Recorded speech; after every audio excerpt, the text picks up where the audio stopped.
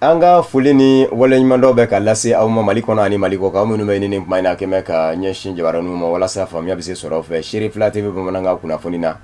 mimi wala like aw ye Mali kunga ani jen fa wore kunga ma fa yengu nenye akuma sele bakuruba kuna fonu ne fle ministre so me nyeshin me jago ko mo ani iziningo aye de me babisimila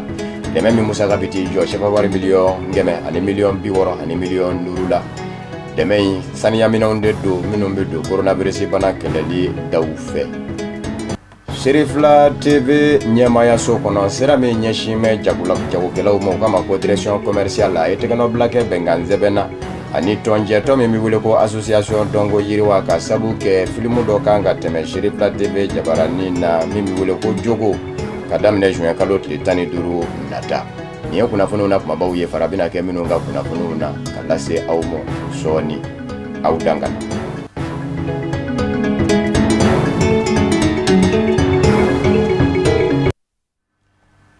jago koni izini ko ministry so ye bisimilali ke demeuna deme minu ni ulubina ke sababu ye ka coronavirus bana kumbe saniya minaunde do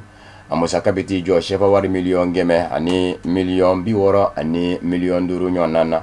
amabla dunia ka fo grupo Keita ani chambre de commerce et d'industrie du Mali CCMO manyamo ulude farala nyonga ka demey lase ministre sola alhamdou badeni ni fuseni ngeita unye bara shiria Sheriff la TV jabarani tokola angaje kanyamara sura lefa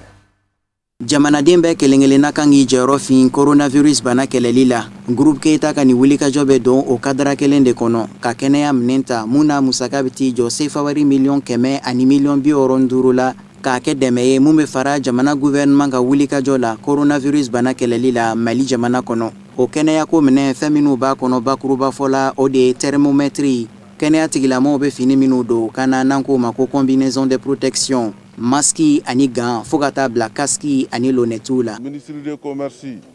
ani industrie o feneba di président ma laje de 6 ans beta d'autres so mina ou bien beta euro mina président ma laje de 100 olu ni gouvernement de bala ja kanga di munuma ka doluma boko na be di do mi fenana on uban wele ambe na beta di nyokon fe bana koyi koni mogo mi yere nege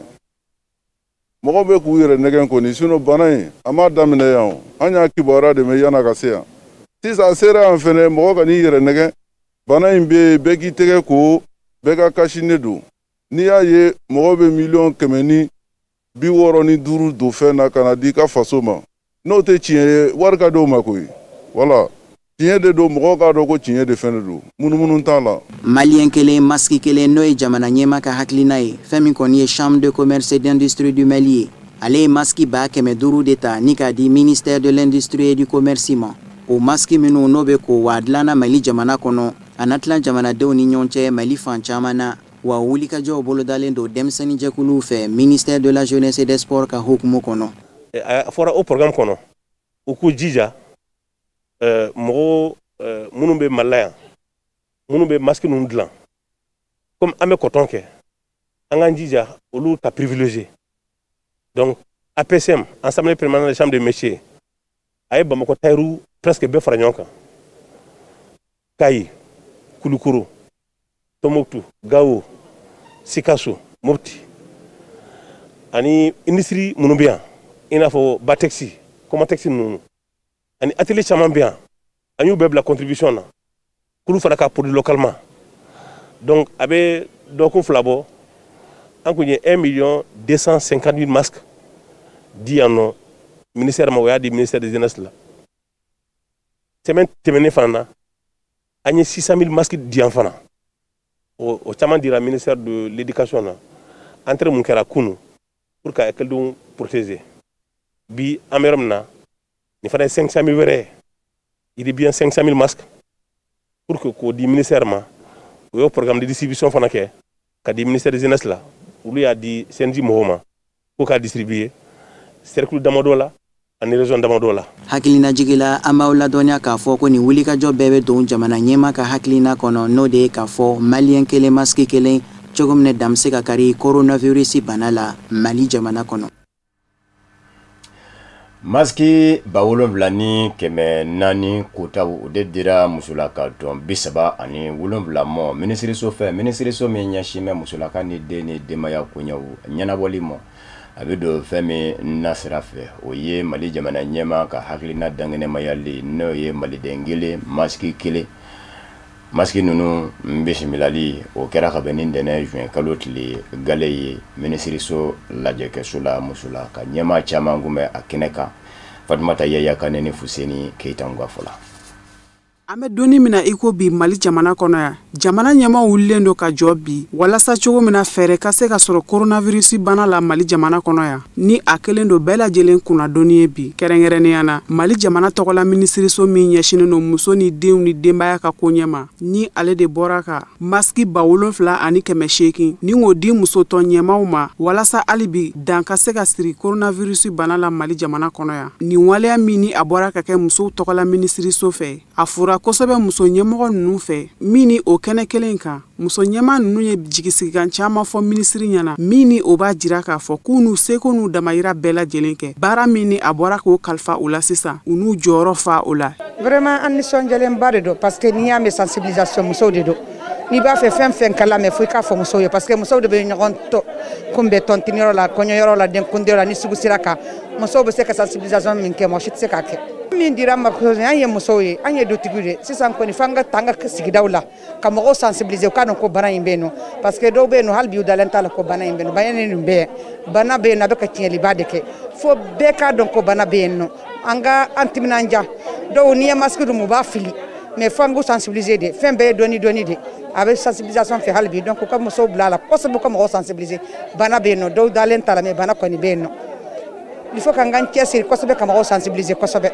Kabini coronavirus bana yera maa fɔlɔ minnu na an fɛ ya Mali jamana kɔnɔ o waatiw la muso ni denbaya ka minisiriso ma to kɔfɛ a kɛlɛli waleyaw ni a hakilinaw tali la ni nin ye o kɛnɛ n'a ɲɔgɔnnaw dɔ ye ni lajɛrɛ in senfɛ Dr Jakite Aissata Kassa Traoré ni ale ye musow tɔgɔla minisiri ye Mali jamana kɔnɔ ya nin baara ninnu bolodalen do a bolo a ka minisiriso tɔgɔ la min ni a bɛna wuli ka jɔ kɛ Bamakɔ komini 6 bɛɛ lajɛlen kɔnɔ Katibe o la ka taa se Diyo ma a kɛnɛ in kan Dr Jakite Aissata Kassa Traoré a dama dogo la coronavirus a ye nɔ minnu bila Mali jamana kɔnɔ ya a y'a laɲini muso ɲɛma ninnu bɛɛ lajɛlen kelen-kelenna fɛ u ka wuli ka jɔw boloda cogo min na ka se ka lafaamuyali kɛ Mali jamanadenw ye maski yɛrɛ doni nafa kan ni ka sɔrɔla ka labanna ka minɛ ninnu tilatilali daminɛ. Président y'a yira ka fɔ a ka ministriw ye a tɛ foyi ɲinina ka faamuya an ka baara bɛ jɔ nin wagati in na an ka ɲɛsin covid kɛlɛli la donc bɛɛ b'a lajɛ i ka yɔrɔ la mun b'i bolokɔrɔ i bɛ se ka mun daminɛ joona joona fɔlɔ. Donc mun kun bɛ anw bolokɔrɔ anw y'o kɛ kit de lavage de mains ye ka geliw san ka comment dirais-je masque yɛrɛ kun t'an bolo fo kɔfɛ masque dama dama dira ma o dun ye usage unique ye ni ye usage unique di mɔgɔ ma a ka gɛlɛn donc anw bɛ ka lavabulu makɔnɔ donc an kɛlen k'o sɔrɔ an bolila ka taa pouponnière la denmisɛnninw bɛ yen nɔ se t'u ye dabali t'u ye u ka prise en charge a ka gɛlɛn an taara pouponnière la ka taa lajɛ ni mesure talen do lavage de mains minnu kun b'an bolokɔrɔ ani gel ninnu an y'o di ye an tilala k'a ye enfant de rue bɛ kɛnɛma an taalen ka taa minɛn di parlement ma minɛn kun tɛ bɛrɛ ye parlement y'an interpellé madame la ministre denmisɛnnin minnu bɛ kɛnɛma a bɛ kɛ cogo di an y'a yir'u la ka fɔ olu ka cible bɛ action sociale bolo développement social bolo u hakili b'u la u bɛ na mais malgré an ye mandarasa karamɔgɔ dama dama wele ka kuma ɲɔgɔnya k'u fɛ u y'a yira na k'a fɔ effectivement u mago bɛ lavage de mains la an ye kiti dama dama di olu fana ma an ye diinɛmɔgɔw muso chrétien diinɛ ɲɛmɔgɔ musomanw an y'o wele ka protestant diinɛ ɲɛmɔgɔw wele ka tila ka musulmanu ka diinɛ ɲɛmɔgɔ k'o wele ka na olu fana sigi ani radio baarakɛla dama dama musomanw journalistes b'o la animatrices radio b'o la an ko nin wagati in na an kana wari makɔnɔ wari t'an bolo mais bɛɛ lajɛlen k'i ŋaniya kɛ kelen an bɛɛ ka impliqué mɔgɔko tɛ bana in tɛ mɔgɔko ye n'an y'a bila mɔgɔko la dɔrɔn an b'a bɛɛ tiɲɛ an k'a bila an kun na jamana ko de don n'a bɔra Mali kɔnɔ bi c'est le Mali qui gagne donc an welele ka 75 000 masques d'an ma a ma fɔ an ye an ka tila cogo min dɛ a dira département de la promotion de la femme mais anw y'a ye k'a fɔ an tɛ se ka baara kɛ aw ka cogo si la ko maintenant an kulekan lamɛnna masque présidentiel dira an ma an tɛ se k'an bolo don o la n'an fana ma dɔ d'aw ma a ka dɔgɔ de bɛ kɛlɛ siɲɛ nin 200 in dɛ a kana jɔ a la. Coronavirus bana a kɛra bɛɛ lajɛlen kunnadonni ye bɛɛ lajɛlen ka wulikajɔw boloda fɛɛrɛ kofɔlen ninnu ka se ka matarafa walasa i k'i yɛrɛ kisi ka se ka maa wɛrɛw kisi i fɛ. Mali surasiya kunnafoni sɔrɔ yɔrɔ ni o ye Diriba ye a ɲɛmaaba kun bɛ barosigila ni kunnafoni dilaw ye jango dakun dɔw bɛ yen minnu kɛn bɛ kunnasiriw ye malidenw ma olu ka se ka bugunatigɛ bɛɛ lajɛlen ye. Ko in kɛra ka bɛn ni araba juin kalo tile 3 ye kunnafoni sɔrɔ yɔrɔ yɛrɛ jabala la dakun dɔw kun bɛ i n'a fɔ surasi kɔrɔw taalen sɛgɛnnafiɲɛbɔ la olu ka sarako n'o ye pension ye ani surasiw minnu bɛ baara yɛrɛ la olu ka warisow la ni o ye bankiw ye bankarisation fo ka taa se ŋunuŋunu wɛrɛw fɛnɛ ma minnu kɛn bɛ ka jira k'a fɔ kɔntara kolo dɔw dɛmɛ ka bila ŋunuŋunu mina kɔnɔ yuruku mina kɔnɔ ni tɛgɛnɔbila ladegelen golow ye ka se ka yuruku baara dɔw kɛ surasiya bina k'u ka a dadonna olu de la ka ɲɛfɔli kɛ kunnafoni dilaw ye an bɛ jɛ ka colonel major Jarangone lamɛn ni ale ye Diriba ɲɛma ye. Alors an ye ɲɔgɔn wele an ye babu kun bɛ mun de kan fɛn 3 fɛn fɔlɔ kun ye mun ye ko pension parce que ni ala ye gɛrɛsɛgɛ di min ma baarakɛla min ma ni ye baara kɛ fo ka taa kɛ i si tɛ se bilen i tɛ fanga t'i la bilen i bɛ t'i lafiɲɛ waati ko min bɛ d'i ma a bɛ fɔ ko pension o tɛ sara ye bilen a tɔgɔ de y'o ye tan. Alors fɔlɔ la a kun ka dɔgɔn kojugu donc hali bi n'u taara u kun bɛ to delili la Mali gouvernement y'a jira k'a fɔ ko fo ka fɛɛrɛw ɲini ka dɔ fara a kan pour que ka dɔ fara a kan ils ont dit parce que sara ye kunguru nu faralen ɲɔgɔn kan kungurunin caman b'a la pension kun tɛ bɔ o la maintenant ils ont dit ko ka pension bɔ o kunguruw de la ça fait que kunguru min bɛ bɔ o bɛna fɔ ni ye dɔɔnin bɔ k'a bila sini ɲɛ alors donc an kun bɛ sara min ta fɔlɔ la donc sara kun foyi ma bɔ sara la dɛ mais du fait que dɔɔnin bɛ bɔ k'a bila sini ɲɛ min bɛna bila i ka planning ka poche kɔnɔ dɔɔnin bɛ bɔ o la mais i bɛ taa kunbɛn pension na sini. Alors dɔw m'o faamuya ko dɔ bɔra sara la foyi ma bɔ sara la foyi kelen de ma bɔ sara la an ye kunnafonidilaw wele k'a ɲɛf'u ɲɛna u ka mɔgɔw ladɔnniya foyi ma bɔ sara la u ka retraite de bɛna ja sisan ni ala ye mun kunna ja retraite la u bɛ n'u ja de voilà donc u k'o fɔ. Filanan kun ye mun ye filanan kun ye a fɔra ko ka saraw bila banque la a jirala k'a fɔ a kuma cayara gouvernement y'a jira k'a fɔ ko saraw bɛɛ ka taa banque la sɔrɔsiw fana b'a kan mais an ka situation ka gɛlɛn dɔɔni parce que an bɛ déplacement an bɛ mouvement na Mali yɔrɔ bɛɛ alors banque tun tɛ Mali yɔrɔ bɛɛ ni banque tɛ Mali yɔrɔ bɛɛ o ye gɛlɛya dɔ ye parce que n'i taara banque la i bɛ se ka juru ta i yɛrɛ ye banque la alors produit mana kɛra i bɛ t'o gérer a bɛ i ni banque cɛ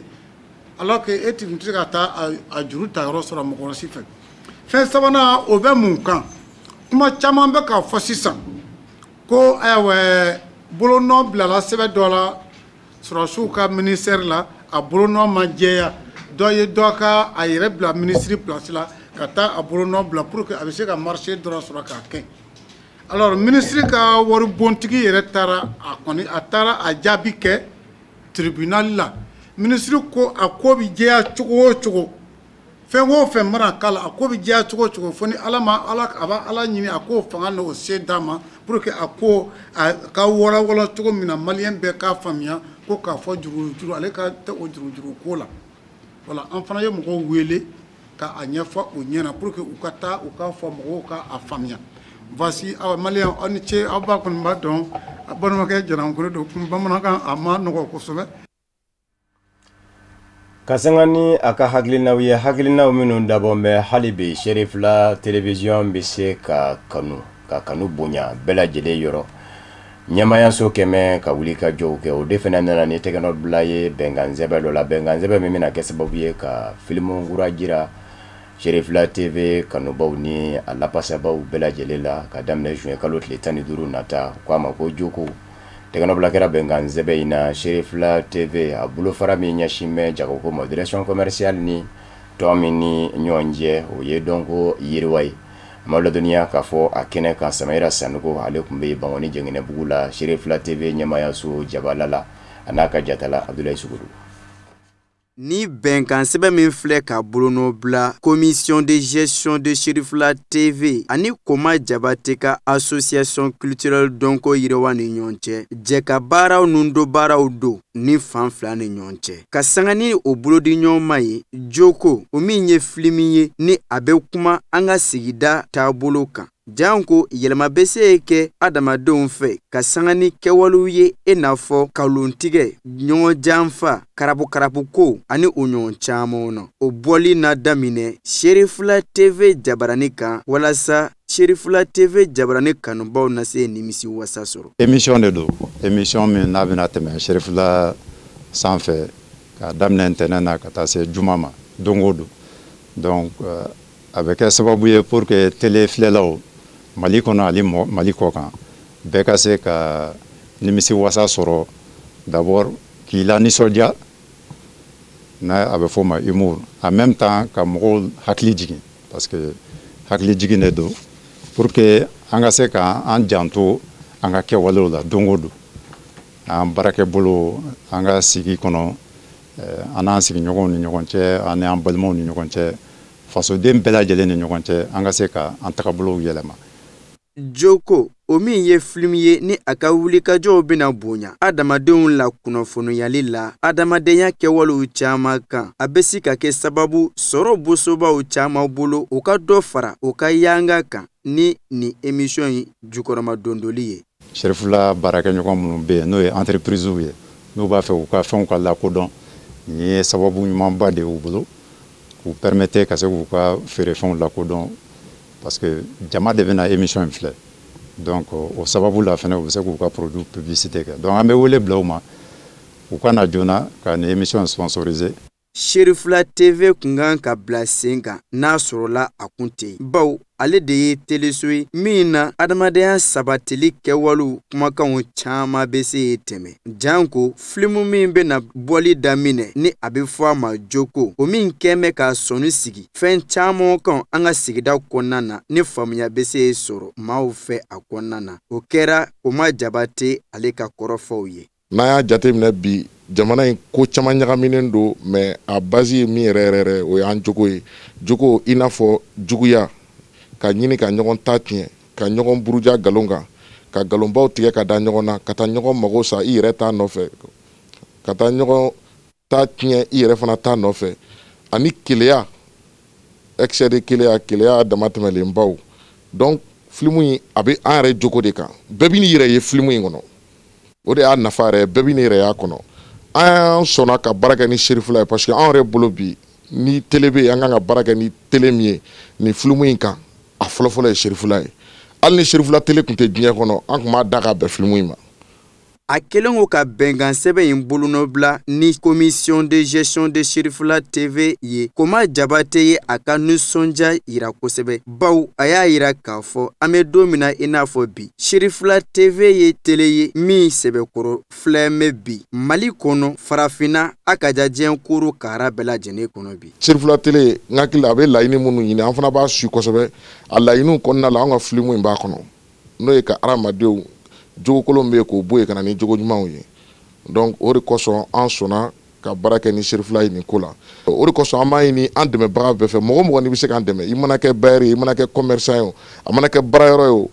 fɛn mɔgɔ mɔgɔ n'i bɛ se ka an dɛmɛ walasa filimu in kana jɔ an bɛ dɛmɛ ɲini a bɛɛ lajɛlen fɛ parce que nin ye san kelen baara de daminɛlen. Filimi kura min ni a tɔgɔ ye Joko ye a bɔko gale bɛna kɛ Sherifula TV jabarani kan ntɛnɛndon juin kalo tile 15 nata wa Sherifula TV jabarani kanubaw bɛ se ka filimi in lajɛ u ka tele mandi la ntɛnɛn ka taa bila juma na wa segi bɛ kɛ bɔlenkɔrɔw kan sibiru ani dimanche doyanw fɛ san kelen kɔnɔna na. Ala k'o do jira na Bangoni sigida gale Bamakɔ denmisɛnninakaw ka tɔ ni o ye CNG a bolofara min kan ka ye kinw na Bangoni ta sigira san saba kɔnɔ baara bɛna kɛ denmisɛnniya nasiraw kan biro kɔnɔ maa bɛ t'i jɔ maa 45 la ɲɛmaaya bɛ Yakuba Tangara bolo san saba aka furuba sigili o kɛra Dawuda Sempara ni ale ye maire ka nɔnabila ye Bangoni na ale kun bɛ a kɛnɛ ka denbaya kun bɛ a bolo ka bɛn ni sibiri juin kalo tile 6 ye an ka maa minnu kun bɛ a kɛnɛ ka Sherifla TV Jabarani tɔgɔ la Sadio Sidibe n'a ka jatala Baba Keita. Kɛnɛ kun wasalen bɛ ni sifinaka caman ye min bato kana u ka seereya yira Bangoni o sifina ɲɛmasigi o min kun bɛ senna ni a kɛra sibiri don juin kalo tile 6. Biro kura min ni jɛkɛra ye ka sigi a ma bɛ taa jɔ maa 45 bɔɲɔgɔnko la maa minnu ye biro kurakuraya u y'u ka nisɔndiyaya jira k'a fɔ ko nin ye ko ɲɛnama ye sifinakaw ka kɛnɛ ka se ka o kurakuraya ko o ye koba ye olu bolo ni ka tila ka foli ani tanuye ka ɲɛsin biro kɔrɔ maa bɛɛ lajɛlen ma k'a da kan u ye baara min kɛ san 3 in kɔnɔna na k'a ɲɛsin Bangoni ɲɛtaa ma. An bɛ baara min na bi n'o ye ka sifinaka minnu bɛ commune na ko wala sigisen digi commune quartier bɛɛ lajɛlen na an bɛ o baara de la ni hakilina in bɔra an ka commune président bala n'o ye Idrissa Sissoco ye n'a a bɔɲɔgɔn b'a fɔ ma ko Kasoro a ko k'an ka nin baara in kɛ pour que n'a bɛ fɔ ko CNG n'o ye sifinakaw ka bureau ye an ka se ka gɛrɛ an bɔɲɔgɔn kow la quartier kɔnɔna na parce que kuma caman gɛlɛya bɛ k'u kan ajuw bɛ k'u la an tɛ bɔ a kalama mais n'an ka lasigidenw b'o quartier kɔnɔna na an bɛ bɔ a bɛɛ lajɛlen kama anw yɛrɛ fɛnɛ fanfɛ n'an ye sira minnu ta n'an ye hakilina minnu ta a kɛra baarako ye a kɛra kalanko ye a kɛra kɛnɛyako ye o an mana hakilina minnu ta o bɛɛ ka bɔ a kalama pour que an ka fara ɲɔgɔn kan développement ye min ye jeunesse ka taa ɲɛ k'o sabati donc an bɛ o hukumu kɔnɔna de la bi yan nɔ Bangoni kɔnɔna na bureau kura min sigira bureau mɔgɔ ye mɔgɔ 45 ye mais o tɛmɛnen kɔfɛ baarakɛminɛw wɛrɛ bɛ yen n'a bɛ fɔ o ma commission n'olu ye ka mɔgɔ damadɔ fara ɲɔgɔn kan ɲɛmɔgɔ bila a la ka membre bila a la olu fɛnɛ bɛ a la dan tɛ o la o bɛ dépend président b'a dɔn mɔgɔ minnu bɛ se k'a dɛmɛ baara in na ka fara bureau kan a b'olu fa k'olu fara kan pour que k'a bɛ bureau kan olu bɛ bila yɔrɔ min na a bɛ fɔ o de ma ko commission. Kɛnɛ in kɛra kɛnɛ wasalenba ye maa min ni ale sugandira ka kɛ Bangoni sifinakaw ka ɲɛmaa kura ye a y'a ka nisɔndiya foli kɛ k'a ɲɛsin sifinkulu bɛɛ lajɛlen ma ni k'a jira k'a fɔ ko baara minnu kelen bɛ k'ale kɔnɔ ko ni Ala sɔnn'a ma a b'a se ko n'a damajira bɛɛ kɛ ni ka tila k'a jira k'a fɔ ko n'i y'a ta ka jateminɛ Bangoni quartier gɛlɛya caman b'a kɔnɔ i n'a fɔ jɛya ani ɲɛta kɔnɔna na ko nka min ye sifinakaw ka ko ta fanfɛla ye nin san 3 in natɔla la k'a b'a a seko n'a damajira bɛɛ kɛ min b'a to gɛlɛya caman bɛ se ka bɔ sifinakaw ka kow la cogo min na Bangoni sigida la. Nisɔndiyalen don bi kosɛbɛ parce que n kɛra Bangoni président ye a diyara n ye kosɛbɛ ne yɛrɛ tɔgɔ Yakuba Tangara donc n kɛra Bangoni président ye bi a diyara n ye bon komi bamananw ko ten fanga in Ala ta don Ala b'a di mɔgɔ min ma mɔgɔ min ka di a ye donc Ala kɔni ye fanga in di ne ma bi mais a tɛna fɔ ko ne de bɛ se ka tɛmɛ bɛɛ kan a tɛna fɔ ko ne ye mɔgɔ kalannen ka tɛmɛ bɛɛ kan mais Ala ka dima don donc ne kɔni bɛ weleli min kɛ Bangoni jeunesse ka taa Bangoni jeunesse ma o ye k'a ɲini u fɛ donc maintenant u ka na an k'an tɛgɛ di ɲɔgɔn ma sigida in bɛ degun min kɔnɔ an ka se ka bɔ o kɔnɔ vraiment o ye ne ka laɲini ye. maa min ye Bangoni maire délégué ye ale y'a jira k'a fɔ ko nin kɛnɛ in denfaya ka di ale ma k'o ye ko ɲɛnamaba ye ale bolo sigida la ni ka tila ka welewelema-da kɛ k'a ɲɛsin bureau kura min sigitɔla filɛ nin ye u k'u wasa don Bangoni ɲɛta la kosɛbɛ. Ne nisɔndiyalen don bi bari Ala de ye ne garisɛgɛ bi ne kɛra Bangoni maire ye o ye kelen ye fila fana Ala ye garisɛgɛ fana ni ɲɔgɔn tɔnsigi fana ne ka y'o kɛnɛ kan n ka se ka kɛ o ɲɛmɔgɔya fana ka kɛ o bonya ka di yan nɔ o ye fɛnba ye n'o ye denmisɛnninw ka bureau min bɛna sigi sifin denmisɛnw ka bureau bɛna sigi san 3 kɔnɔna la donc vraiment nisɔndiyalen don kosɛbɛ n b'a ɲini denmisɛnw fana fɛ baara min filɛ nin ye baara in y'olu de ka baara ye jamana tɛ taa ɲɛ sigida tɛ yiriwa quartier tɛ se ka yiriwa ni denmisɛnninw tɛ fo denmisɛnninw ka bila u kunkolo la de k'a fɔ denmisɛnya dabɔra de ko baara u k'u yɛrɛ dɔn baarakɛla u k'u yɛrɛ dɔn ciden ye u k'u yɛrɛ kɛ ka kɛ exemple ɲuman ye min b'a to mɔgɔ minnu fana ma se ka don bureau na u bɛ se ka keleyo la cogo pour que u fana bɛ se ka na wale ɲuman kelen fana sira fɛ. Mali jɔnjɔn fɔli fo ka taa se bureau kuraw yɛrɛli kɛnɛ kan ani ka kun cɛ ni photo de famille ye olu de kɛra kɛnɛ in kobaw ye. O de fana b'an sɛnsɛn ka diɲɛ fan wɛrɛ kunnafoniw lasɔrɔ Burkina Faso jamana kɔnɔ joli ko kɛn bɛ degunba ye kɛnɛyasow ma ka sabu kɛ coronavirus bana ko kɛra sababu ye ka joli dilaw sen zumaya nga simango cakɛda dɔ nana hakilina dɔ ta jango joli bɛ se ka lasɔrɔ cogo min ko in kɛra sababu ye joli ka se ka sɔrɔ kɛnɛyasow la kɛrɛnkɛrɛnnenya na joli marayɔrɔ la ni o ye Centre National de Transfusion Sanguine nga ko in kɛcogo a hakili wasi bɛ maa caman na simango cakɛda min bɛ Burkina ni o ye simaso ye a y'a jira k'a fɔ ye maa o maa n'i ye joli pɔsi kelen di siman bɔra kelen jɔn b'i ye kabini o de kɛra sa heri de kɛra joli di kan joli marayɔrɔ ye sa ni o ye Centre National de Transfusion Sanguine ye a y'a jira k'a fɔ a sera ka joli 500 ɲɔgɔnna de sɔrɔ Burkina duguba filanan ni o ye Bobo Julaso ye olu ma to kɔ jeli dili la ka sabu kɛ mɛ kalo tile 27 n'a tile 29 kɔni kɛra joli di banbali de ye olu fɛ yen ni ko in kɛra sababu ye joli caman ka se ka sɔrɔ ka bila joli marayɔrɔ la banabaatɔw ye maa bɛ maa la Burkina jamana denw na minnu y'a jira k'a fɔ hakili a ti don yɔrɔ sɔrɔ ko in na ka sabu kɛ joli di laada tɛ i k'i joli di ka ne kisi fɛn ka d'i ma ni sarako k'a bɛ don joli di kɔrɔ bɛɛ o y'a kɛlen ko wɛrɛ ye ka sabu kɛ Burkina jamana kɔnɔ maaw ma deli a la Siaka Ouédraogo nin kɛra ale ka kɔrɔfɔ ye k'a fɔ ko bɛ ka taa cogo min na ni joli ko a bɛ kɛ sarako ye e kɛlen k'i joli di siman bɔrɛ ka d'e ma o ye sara ye joli di dabɔ bɛ fɛn min kama hadamadenya ɲɔgɔn dɛmɛ nasiraw ka se k'i joli kɛ k'i ma nin bɛ ɲɔgɔn kisi joli di a laada y'o de ye maa wɛrɛ min fɛnɛ bɛ yen ni o ye Abdullah Samad Ouédraogo ye o y'a jira k'a fɔ ale kɔni tɛ sariya ko ɲɛdɔn nka ni y'ale ɲininka joli ka di ka fɛn dɔ kɛ a kumabɔla ye i n'a fɔ sara a ko ale kɔni bolo ko a man ka kɛ ko bɛnda ye sariya ɲɛkɔrɔ nka kunnafoni yɛrɛ bɛ ka sɔrɔ ka bɔ kunnafoni di sira min kan ni o ye Irisila jamana kunnafoni di sira ye ko Sputnik News olu y'a jira k'a fɔ u sera Burkina sariya ko ɲɛdɔn mangana dɔ ma ni o ye Jean Tiemtore ye ale y'a jira k'a fɔ maaw ka faamuya na a bɛ se ka kɛ ko in di faamu k'a fɔ ko joli ka di maaw ka sara nka Burkina fɛnɛ kɔnɔ sariya tɛ yen min kɛn bɛ ka jira k'a fɔ ko bɛnda fɛnɛ tɛ an b'aw ladɔnniya k'a fɔ Burkina Faso jamana kɔnɔ joli diyɔrɔ yɛrɛ min bɛ yen ni o ye Centre National de Transfusion Sanguine ye olu yɛrɛ y'a jira k'a fɔ tiɲɛ don ko in kɛra sababu ye ka joli caman kɛ k'olu lasɔrɔ nka joli di yɛrɛ laada ye min ye ni o ye i bɛ wuli i yɛrɛ mɔ k'a dɔn k'a fɔ i joli bɛ se ka kɛ sababu ye k'i ma ɲɔ kisi ka taa di ko a y'o yɔrɔ lanɔgɔ dɔɔni Burkina Faso Faba Ouaga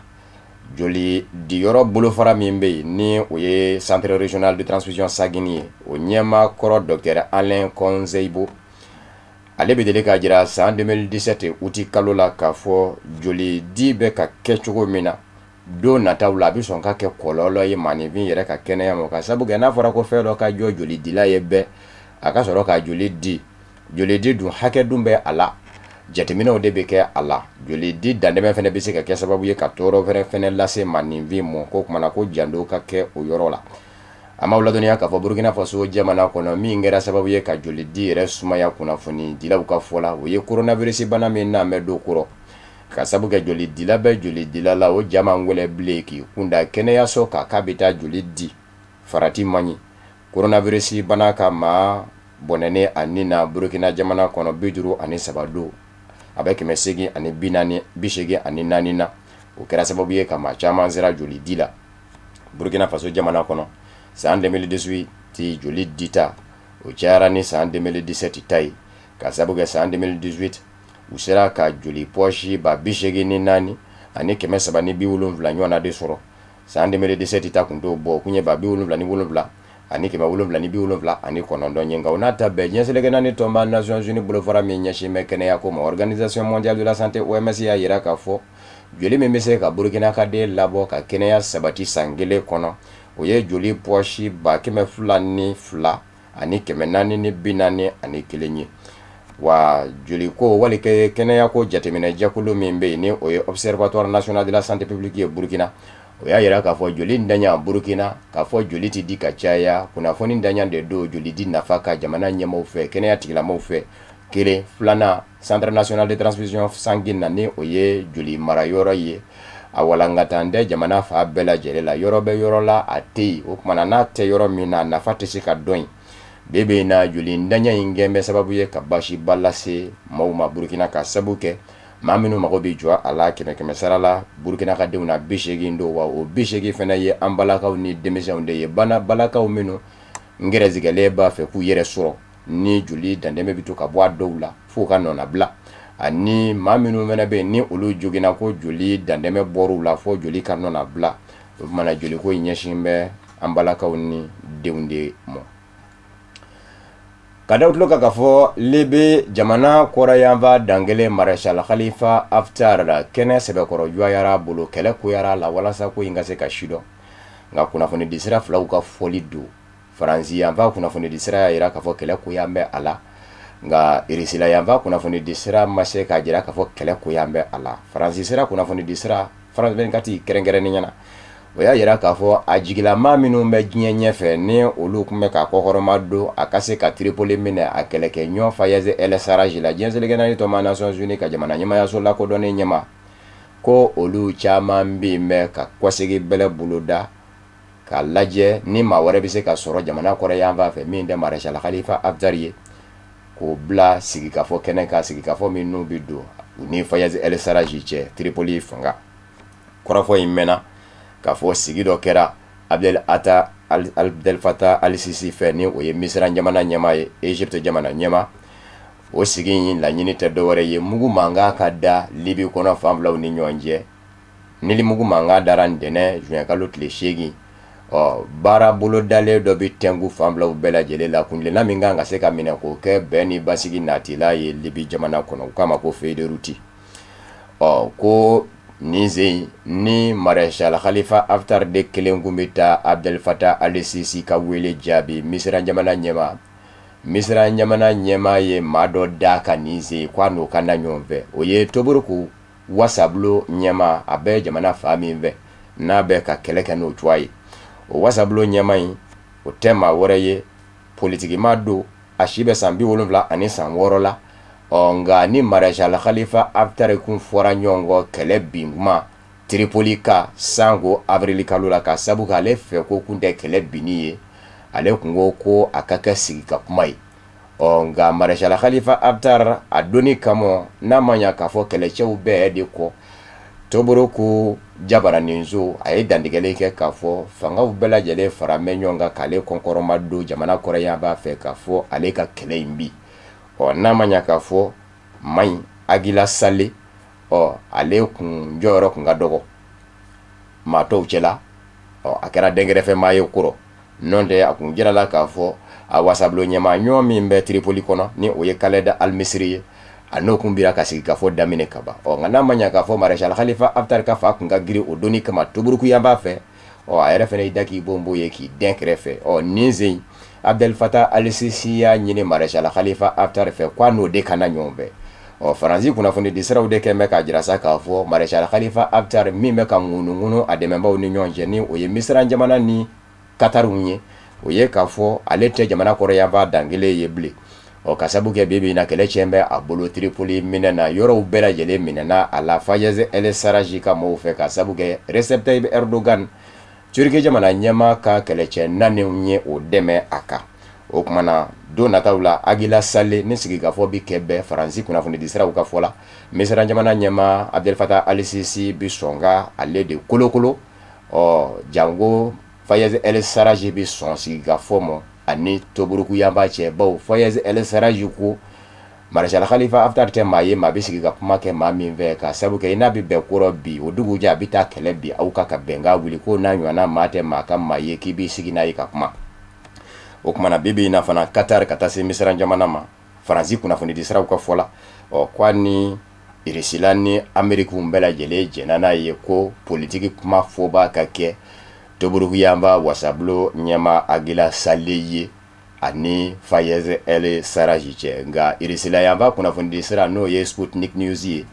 o y'a yira k'a fɔ sɔn kɛra Marshal Khalifa Haftar fɛ Misira jamana maa ɲɛma Abdel Fattah al-Sisi ka kumaw ma n'o ye sigikafɔ n'u donni ye fan filaw ni ɲɔgɔn cɛ o kumana don nataw la ko sigikafɔ bɛna dayɛlɛ nin ye Irisila yanba kunnafoni di kanw ye nka ni Faransi taw tɛ kelen ye ka sabu kɛ olu fɛnɛ u bɛ to ka fɔ ɲɔgɔn kɔ Ameriki yanba bɛ fa min Faransi bɛ yen a ka ca la Irisila ni Ameriki jamana bɛ fɔ ɲɔgɔn kɔ diɲɛ setigiya ɲinini mankan misɛnninw nasiraw kan Congo Kinshasa ni don tɛmɛnenw na a kun bɛ da k'i bonbo ye fɛn caman na bibi na seko ni dongo tigila maba Congo Kinshasa dongili dala domi ndome ko Koffi Olomide chamanya jira ka fa ba fe ka do politique binako ka sabu ke kosa ina te ki daka bombo ye ble fe jamana Koffi Olomide waritigi bawla seko ni dongo nasaraka dongili dala Congo Kinshasa abe olu chela aka barusigi do semba ni kuna foni dila uche ako Congo jamana kono ako femi mone be ela jamana nafolo de ka ke ka Congo ma nyema utlo dungo jugu ya sababula ako mone be ela ako misali yala ale namba me kuna fonu na ko Congo Kinshasa wasablo sena o nyema kasara kalola million biduru ani million durudu shefa warla o kuno kera chen no kera chen kwa be ko wari mine o mine do afe kalo kalo yala jiti jigi akatola a haglita yere soso ka nyugo ayere la ka fa be ka dumbali duma kono make ko ba jira ka fo faso kanute ala akobar sabu ka da ka faso kanu de bisika ke sababu ka ma bla faso jolila akode ndanya fene kembe ka Congo Kinshasa ma nyema usoro ka sabu ke bi ni jamana laje ka Congo ka de sigi keme sarala bishegi anina ni e fanda tegeje wajense legani warsoba bank mondial ka jati bole ye ajira ka fo Congo ka de mana sigi tan shegi ye fanda tegeje okmana nunu minu mi wire tlo ni faso nafole ye obajira ka fo faso kanutula Antoine Christophe Agbeban Mumba ni oye Koffi Olomide bangi chwai kwasaina atada ka bombo ye mina sango fana mamina ni subahana manjingo kunga do chaya ledu jamana nyema Joseph Kabila keto ka kalata labe ayebolo monobo subahana manjindo nofe kalabita ni minyi ko machine voter a sana Corée du Sud jamana de bolo ko imabe ma chama mo Koffi Olomide kumbe ola ase aye borondoli ke kosobe o dogo kunde mene fana jabara ni zodola mimba jira maula halibi ka fa kada ye ka do politique la bi aye kando ko jamana nyama Félix Tshisekedi ka directeur de cabinet ya joyoro ko be se ka kalifa alela ko wakaka do ka fo mampisa emo Vital Kamerhe ka joyoro na manya ka fo obe bugo jenine ka bi ko akeme ka dumbali dun Koffi Olomide ko joyoro minyo ye ko mampisa emo ko e ka bla ula ko lajeke no bora femina ko na lakali jamana de uve ko yele mana do bara utabulu la sisa akonga ko joyoro nunu minun blani ko politique mo ka joyoro de do ni te politique ma itikita so ko kuma kaka Congo Kinshasa jamana kono ka fonye politique ma de ye ode atomi bla joyoro la ko ka dabla ma minun be ni jamana kanu bula ko bara nyedo bula nu bi wele ko technocratique olu do sira wele ye tenza ka bla joyoro la jango Congo bise ka bo ni njugo ina ode ko so ma chama ya jira ka fo dona tawla erebe songi yere sora politique binakuka ninga politique barake Congo Kinshasa jamana kono Angola kauka jamana nyamakoro José Eduardo dos Santos demuso Isabel dos Santos jateu ya yera ka fo mami nyona waritigi te farafina muso bela jelela na bilama gerende babe aka faso kono ka sabuke makura minana fangana ARFA José Eduardo dos Santos ka surasiya ministre ayo minjira ko ekeme ka dofke fanga inate abafe ki lafia okumana beka dane yadda fanga nyini ndokono mainga yuwa ulirencio surasiya ministri o kake jamana nyamaye ali nona odena me gerendeta ka deunze gerebi okumana Isabel dos Santos abilama fenjama mbe aka nafulo mafeuna asetu lable Angola jamana kono ka sabuke kiriya yera ka fo yuruku nafulo dedu faye san bisaba ani woro minge ka Angola jamana mara kwa shembe puyu yere nafa jamana ko pasaka o are shibe san binani ani san wolomla nabi akeme ki wasado Angleterre la pasa bangana do dila ko Dan Morrison o den nane du dado koro ko fen vo meji akila e kama la pasa tamu ni oye Isabel dos Santos ye kwa bela jelebi walaka efe ka saboke ko dalu jole munde ula ko kumana ko aleka musulaka mini abika lapasa jamana nyamakoro de Isabel dos Santos ko akaka akana fulu kasegi amama wala dunia kafo yuwa ulirensio na fangana anaki kodo adememba jamana nyamakoro la José Eduardo dos Santos shima kora ya shiye amada omo musulaka no ye demuso inafa nyabala chukumina Isabel dos Santos akumeta jiko mi nyama yala suna gol aya golonga bui denge min fɛnɛ bilankunbɛ bilankɔrɔ mugu dɔ kunna wari mugu dɔ kunna jamana tɔgɔ la a y'o fɛnɛ balo ka bɔ yen jamana ɲamakɔrɔ burankɛ Isabel dos Santos cɛ Kongo jamanaden do ko Sindika Dokolo a ye olu fɛnɛ ka nafolo minnu bɛ yen a y'i sen da olu bɛɛ lajɛlen ka fara muso ta ka sabu kɛ u y'a ye k'a fɔ diamantbɔ cakɛda min bɛ Angola Sodium ani tajiko cakɛda min bɛ yen Sonangol nafolo caman bɔra yen ka setigi jamana dɔw lasɔrɔ a warisow wali kelen a cakɛdaw lasɔrɔ ko ne taara cakɛda ninnu fɛnɛ sɛgɛsɛgɛ o nazara la setigi jamanaw kɔnɔ k'i bɛ taa sɔrɔ Isabel dos Santos jamana ɲamakɔrɔ denmuso ni a furukɛ de tan b'u da o cakɛda dinan ninnu jula ye tali u bɛ ka nafolo bisimila nafolo min bɔra faso kɔnɔ a ŋanamunen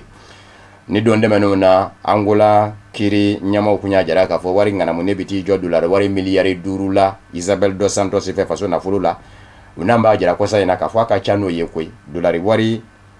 miliyari nka fɔ ni don dɛmɛnenw na u kun y'a jate ka kɛ dolari wari miliyari 1 ye u n'an b'a jira k'a fɔ a ka ca n'o ye ko dolari wari miliyari 5 don wa Portugal jamana fɛnɛ kɛ mɛ ka kiri k'a wuli ka ɲɛsin u ma Portugal ka sabu kɛ wariso caman bɛ yen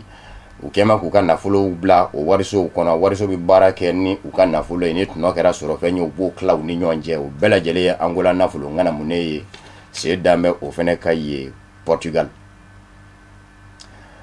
Irisila jamana ɲɛmayaso Babu Sendigi a ye dantigɛli kɛ ka sabu k'a ye kunnafoni dɔ mɛn ka bɔ Ameriki yanfan fɛ musolaka dɔ da musolaka ɲɛma dɔ min ye jɔyɔrɔbaw kɛ Ameriki ko Susana Raisa. Susana Raisa Amerikikaw fɛ yen a bɛ deli ka kɛ kɔrɔsigi ye jamana ɲɛmayaso kɔnɔ lakana nasira kan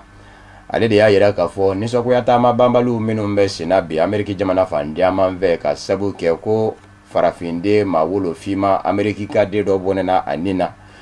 Ameriki polosilakaw fɛ n'a bɛn tɛ farafindenw ni hadamadenya hakɛ lapasa jɛkuluw mɔ nazara kunda ko Irisila jamana bi sɔn ka ye o fɛnɛ kɔfɛ dibidibinin dibi la kunnafoni sɔrɔ sirakura nasara ka bi olu baaraw kɛ ka di kojugu i b'i dogo i ka subahana mansi kɔfɛ ka to ka kibaruya juguw ta k'olu fili minnu bɛ se ka maa dusu bɔ ka taa fɛ k'i bila nisɔngoya taama banbaliw la olu n'a ɲɔgɔnna kɔrɔfɔw ko Irisilama ɲɛmaaw bɛ k'u dogo kunnafoni sɔrɔ sirakuraw kɔfɛ ka to k'olu kɛ Vladimir Putin ka musolaka min ɲɛsin bɛ Babu Sendigiya ma ni o ye Maria Zakharova ye n'a ɲɛ b'a la kuma na a ye kuma ta ka jira Susana Raisa la k'a fɔ nin tɛ kuma kura ye Ameriki ma ɲɛmaaw da k'a fɔ ko Irisila jamana kuma bɛɛ a dogon bɛ Ameriki balaw dɔ kɔfɛ ko Ameriki fura dama o kɛn b'a dalagwɛsɛ ye o ma daminɛ bi ko Barack Obama tile la maa min kun y'a ka minisiri ye minisiri min ɲɛsinnen kun don Ameriki ni jamana wɛrɛ ni ɲɔgɔn cɛ ko ɲɛɲɛnabɔw ma Hillary Clinton jamana ɲɛmaakɔrɔ Bill Clinton furumuso min ma se ka Donald Trump bi fanga ɲini dɔ o bɛ deli k'a fɔ o ni Barack Obama u y'a don u kunna ka diya u yɛrɛ kun ko fɔ Ameriki ka den tɔ bɛɛ lajɛlen ka jɛ n'a ye k'a fɔ mankan o mankan bɛ Ameriki jamana kɔnɔ ko Irisila jamana de b'a bɛɛ kɔfɛ hali Hillary Clinton yɛrɛ ka mangoya Donald Trump ka bi u y'o bɛɛ lajɛlen ta k'o da Irisila kun ko kumana ko nin tɛ kuma kura ye ko nka Susana Raisa ani Donald Trump n'a ka fanga n'o y'a sɔrɔla b'u hakili la ko George Floyd de ka mankan min bɛ yen bi ko Irisila jamana bɛ a ko kɔfɛ k'u ka dɔn k'a fɔ kunnafoni sɔrɔ sira kuraw min y'o ye n'o ye réseaux sociaux ye dɛ ko Ameriki jamana yɛrɛ ta de don ni sɛbɛnni fɛnɛ kɛra Ameriki jamana de se bɛ a la ka se ka sɛgɛsɛgɛ ka bɔ yɔrɔ dɔn ka sabu kɛ olu yɛrɛw de ta don wa sariyaw minnu fɛnɛ bɛ yen Facebooku ni Twitteriw bɛɛ lajɛlen bɛ ka baara kɛ ni Ameriki jamana sariyaw de labatoli ye ko kumana ko sɛgɛsɛgɛli ka nɔgɔ ko nka ko ni u tɛ se k'o sɛgɛsɛgɛ k'o dɔn k'u kana fɔ ko u bɛ jakiw bɛɛ lajɛlen ta k'u ɲɛsin Irisila jamana ma ko kuma nangi dɔ fɔ u don minisiriso min bɛ Irisila n'o ɲɛsin bɛ Irisila ni jamana wɛrɛ ni ɲɔgɔn cɛ ko ɲɛɲɛnabɔw ma o fɛnɛ Babu Sentigi fɛnɛ ye a jira k'a fɔ nin ye kuma nangi dɔ fɔ kɔni Ameriki ma ɲɛmaaw bolo ka sabu kɛ bi in na Irisila jamana ni Ameriki jamana cɛ k'a fɔ ko nin n'a ɲɔgɔnna ko bɛ se ka ye ko fɔ o ka taa kɛ Ameriki jamana dalagwɛsɛ ye ko o bɛ olu kɔnɔ bɔ an b'aw ladɔnniya k'a fɔ maa wolofima Ameriki ka den min fara ni nin y'a tile 10 ye a kɛn bɛ ka nisɔngoya taama boloda fan caman fɛ Ameriki duguba caman na ka daminɛ a kɛyɔrɔ yɛrɛ la n'o ye Minneapolis ye ka taa se Atlanta, Portland, Detroit, Los Angeles, Oakland ani Houston fɔ New York nisɔngoya taamaw bɛ senna fan caman fɛ ko in ma bɛn hadamadenya hakɛ lapasa baw ma bamananga kunnafoni be kunjɛ fana ni hali bi o George Floyd ka kunnafoniw de ye ka sabu kɛ nisɔngoya taama kɛra diɲɛ fan caman fɛ sibiri ani dimanche ka jira k'a fɔ George Floyd facogo hadamadenya tɛ se ka jɛ n'a ye fiyewu hali n'o y'a sɔrɔla polisilakaw minnu kɛra kɛbaa ye bi k'u bɛ bɔgɔ jeninen kan a ɲɔgɔnna wɛrɛ kana kɛ hadamadenya yɛrɛ kɔnɔ o de ye laɲini ye bi o de kosɔn Amérique dugubaw bɔlen kɔfɛ Angleterre, Australie ka tɛmɛ Faransi ni Tunisie fɛ coronavirus bana nata bɛɛ maaw bɔra k'u ka nisɔngoyaw jira an b'aw ladɔnniya k'a fɔ dimanche Rome Italie duguba la n'o ye Rome ye yen fana maaw bɔra denmisɛnninw ka jira k'a fɔ a ma bɛn u ma Espagne nisɔngoya taamaw fɛnɛ kɛra yen faba la Madrid ani Barcelone ni o ye Catalogne duguba ye olu fɛnɛ y'u ka nisɔngoyaw jira ye an b'aw ladɔnniya k'a fɔ bibi in kɔni na min ye Donald Trump ye a ma mankutu ɲuman sɔrɔ ko in na fiyewu ka sabu kɛ ale bɛ ka taa ni sira min ye o sira ni hadamadenya hakɛlabasajɛkuluw bi fɔ ɲɔgɔn kɔ o de kosɔn caman kɛmɛ ka jira k'a fɔ Amerikikadenw ka farafarali jamana ɲɛmaa de kɛra a ye nin ko in ɲɛnabɔtɔ senfɛ k'a dɛsɛra ka nin ko kelen ɲɛnabɔ hali n'o y'a sɔrɔla hali bi ma man di don Ameriki jamana kɔnɔ ka sabu k'a ka manja in fɛnɛ bi sɔrɔ fɛn min na o ye maa minnu ni olu tɛ siya wɛrɛ fɛ ni nin ko in min kɛra bɛɛ ka bila olu ka jaki mina kɔnɔ dɛ olu de kɛra a sigibaa ye fanga na wa ni maa ye a kanu fana olu de kɛra a kanubaw ye o de kosɔn kuma bɛ kuma la cɛni kuma la a tɛ se k'o fɔ ko in na fiyewu k'olu bi ɲugun a la ka sabu kɛ a jigi bɛ san 4 wɛrɛ kan don nataw la min ɲinini kan ka daminɛ o de fana bi dansigi bamananga kunnafoni na min barala ɲɔgɔn kan ka lase aw ma kunnafoni diso ɲɛmaayaso fɛ ka bɛn ni nin kuma ɲɛ ka foli ni waleɲuman dɔ lase aw ma Mali kɔnɔ ani Mali kɔ kan aw minnu kɛ kun bɛ ka ɲɛmada ka ɲɛsin jabaraniw ma walasa faamuya bɛ se sɔrɔ fɛ Seri Fila TV bamananga kunnafoni na an b'aw fo ka waleɲuman dɔ a kan bɛn diɲɛ kuma wɛrɛ inshallah.